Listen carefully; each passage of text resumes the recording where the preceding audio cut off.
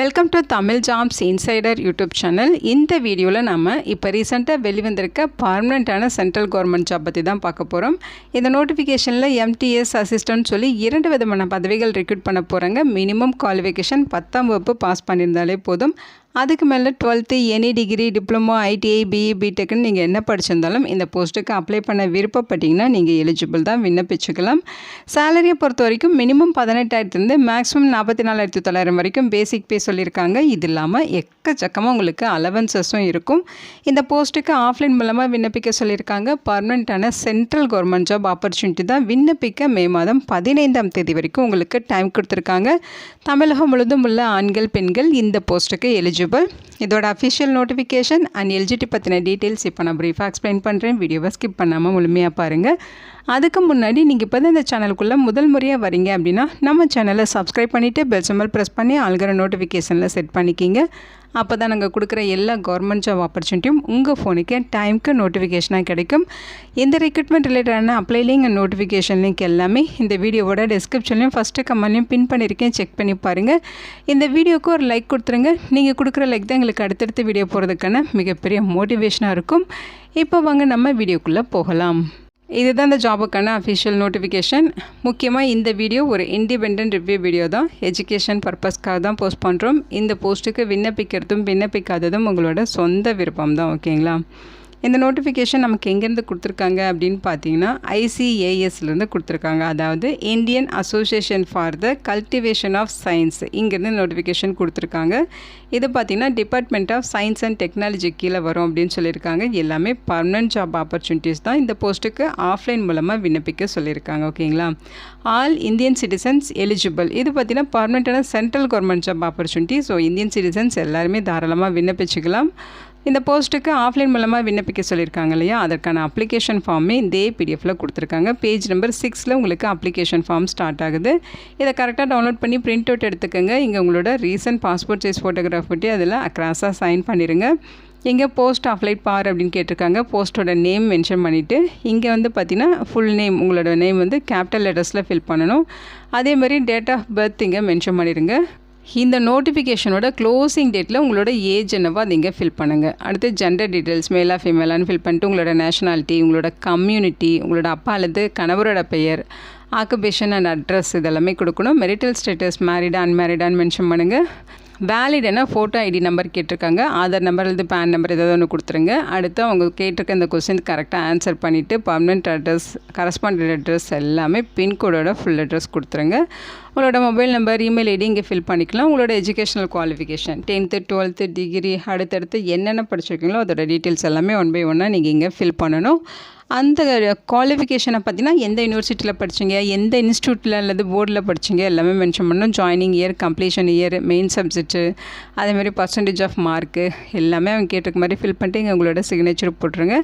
Next பேஜ்லேயுமே பார்த்தீங்கன்னா உங்களுடைய name வந்து பிளாக் லெட்டர்ஸை ஃபில் பண்ணிட்டு என்ன போஸ்ட்டுக்கு அப்ளை பண்ணுறீங்க அதன் டீட்டெயில்ஸும் இங்கே ஃபில் பண்ணணும்.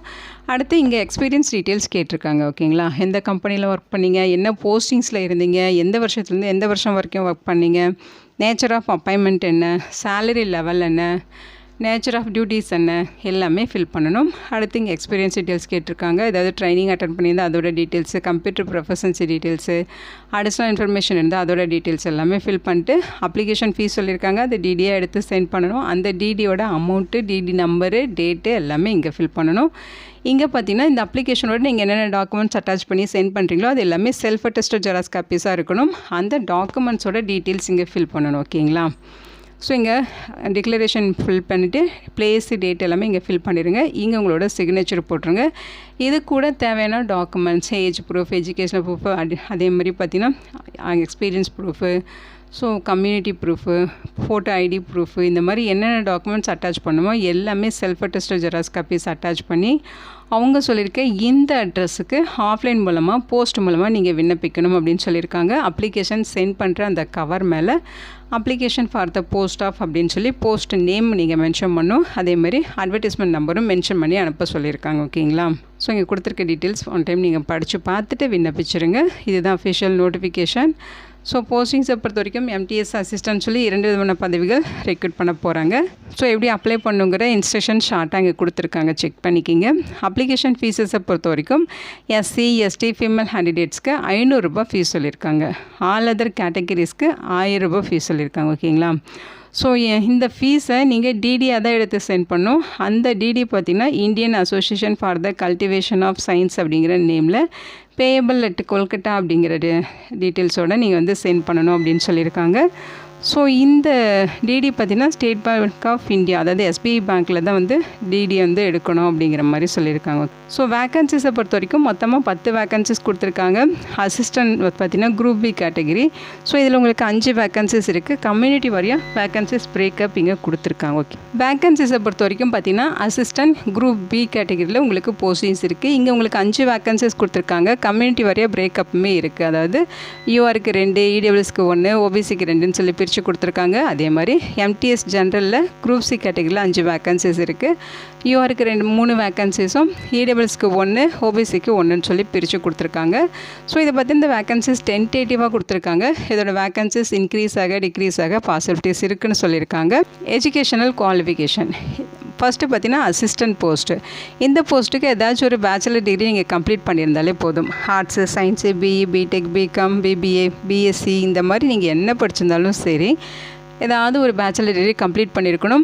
ரெலவென்ட் ஃபீல்டில் 5 இயர்ஸ் எக்ஸ்பீரியன்ஸ் இருக்கணும். உங்களுக்கு வந்து பார்த்திங்கன்னா இங்கிலீஷ் நாலேஜ் இருக்கணும், கம்ப்யூட்டர் அப்ளிகேஷன் தெரிஞ்சிருக்கணும், ஆஃபீஸ் அட்மினிஸ்ட்ரேஷன் தெரிஞ்சிருக்கணும் அப்படிங்கிற மாதிரி சொல்லியிருக்காங்க. இங்கே ஜாப் டிஸ்கிரிப்ஷன்ஸ் கொடுத்துருக்காங்க. ஓகேங்களா? இந்த ஒன் டைம் நீங்கள் படித்து பார்த்துருங்க. ஏஜ் லிமிட்டை பொறுத்த வரைக்கும் 30 வயதுக்குள்ளே இருக்கணும். அதாவது 15 மே 1996க்குள்ளே பிறந்தவங்க இந்த போஸ்ட்டுக்கு எலிஜிபிள் சொல்லியிருக்காங்க. அதே மாதிரி பார்த்திங்கன்னா சேலரி பர் மந்த்துக்கு 44,900 ரூபாய் இருக்கும். பேசிக் பேவே 44,900. இது இல்லாமல் அலவன்சஸ் இருக்கும். அலவன்சஸ்லாம் சேர்த்து ஃபஸ்ட் மந்த் சேலரி 50,000க்கு மேலே கிடைக்க நிறைய வாய்ப்புகள் இருக்குது. அடுத்து பார்த்திங்கன்னா எம்டிஎஸ் போஸ்ட்டு. இது குரூப் சி கேட்டகரியில் வரும். குவாலிஃபிகேஷனை பொறுத்த வரைக்கும் 10ஆம் வகுப்பு பாஸ் பண்ணியிருந்தாலே போதும். அதாவது 10th ஸ்டாண்டர்டுக்கு மேலே 12th எனி டிகிரி, டிப்ளமா, ஐடின்னு சொல்லி நீங்கள் என்ன படிச்சிருந்தாலும் எலிஜிபிள் தான். மினிமம் குவாலிஃபிகேஷன் 10ஆம் வகுப்பு பாஸ் பண்ணியிருக்கணும்னு சொல்லியிருக்காங்க. ஓகேங்களா? எக்ஸ்பீரியன்ஸ் எதுவும் தேவையில்லை. நீங்கள் ஃப்ரெஷர்ஸ்னாலும் இந்த போஸ்ட்டுக்கு தாராளமாக விண்ணப்பிச்சுக்கலாம். ஜாப் டிஸ்கிரிப்ஷன் இது தாங்க கொடுத்துருக்காங்க பாருங்கள். ஏஜ் லிமிட்டை பொறுத்த வரைக்கும் 18 25 வயதுக்குள்ளே இருக்கவங்க எலிஜிபிள். அதாவது மே 15 2001 மே 15 2008 இந்த டேட்குள்ளே பிறந்தவங்க அப்ளை பண்ணிக்கலாம்னு சொல்லியிருக்காங்க. சேலரி பேசிக் பேவே 18,000 ரூபாய். இது இல்லாமல் உங்களுக்கு அலவன்சஸ் இருக்கும். இங்கே பார்த்தீங்கன்னா சொல்லியிருக்காங்க பாருங்கள். Dearness allowance, house rent allowance, transport allowance, other அலவன்ஸ்ன்னு சொல்லி நிறையவே உங்களுக்கு அலவன்சஸும் ப்ரொவைட் பண்ணுவாங்க. இது ஒரு central government job opportunity. So அவங்க சொல்லியிருக்க ஏஜ் லிமிட் இல்லாமல் உங்களுக்கு ஏஜில் ரிலாக்ஸேஷன்ஸுமே இருக்குது. அதோட டீட்டெயில்ஸுமே கொடுத்துருக்காங்க, செக் பண்ணி பாருங்கள். செலெக்ஷன் ப்ரொசீஜரை பொறுத்த வரைக்கும் அசிஸ்டன்ட் போஸ்ட்டுக்கு லெவல் 1 ரிட்டன் டெஸ்ட்டாகவும் லெவல் 2 ஸ்கில் டெஸ்ட்டாகவும் இருக்கும். மொத்தம் 100 மார்க்குக்கு எக்ஸாம் நடக்கும்.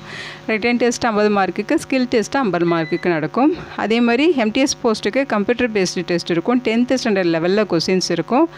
50 மார்க்குக்கு எக்ஸாம் நடக்கும். கொஸ்டின்ஸை பொறுத்த வரைக்கும் 15 மார்க்குக்கு நியூமெரிக்கல் எபிலிட்டியும், 15 மார்க்குக்கு ரீசனிங்கும், 10 மார்க்குக்கு ஜென்ரல் அவேர்னஸும், 10 மார்க்குக்கு இங்கிலீஷ் லாங்குவேஜ் இருக்கும் அப்படிங்கிற மாதிரி சொல்லியிருக்காங்க. மொத்தமாக 50 மார்க்குக்கு நடக்கும். ஓகேங்களா?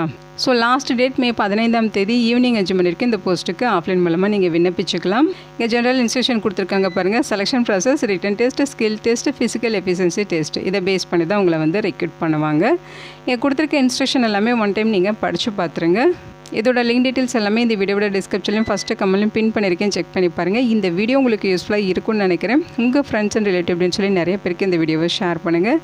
இந்த போஸ்ட்டுக்கு விண்ணப்பிக்க இன்ட்ரெஸ்ட் இருக்கவங்க விண்ணப்பிச்சுக்கோங்க. Thank you so much and bye.